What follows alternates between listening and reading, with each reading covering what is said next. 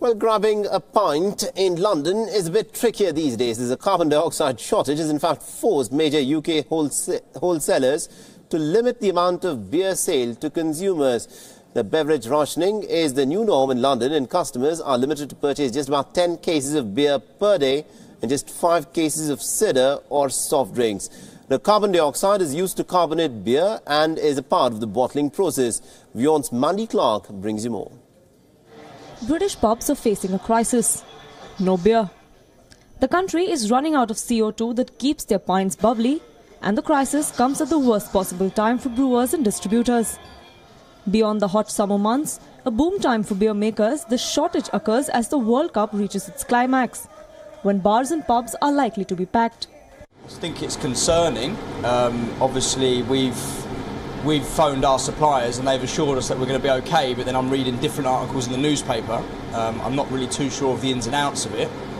A good customer of ours yesterday was in a golf club down in the country, and they actually had to stop serving beer because they'd run out of their last CO2. So he phoned the pub actually and asked me, is this going to affect us? And I said, at the moment, no. CO2 gas has been in short supply since producers cut back on production over the summer for maintenance work. Other suppliers suffered equipment failure at the same time, leaving just one plant in Britain in operation. The gas is difficult and expensive to import, hence pubs depend on local suppliers. But it's not just pints, it's pork too. Scotland's biggest pork producer says it's going to run out of the gas by the end of the week. They use it to stun animals before slaughter and also add it to packaging to extend shelf life. Even the drinks giant Coca-Cola had to halt production on its fizzy drink earlier this week because of the shortage. But for pub goers, it's all about the beer.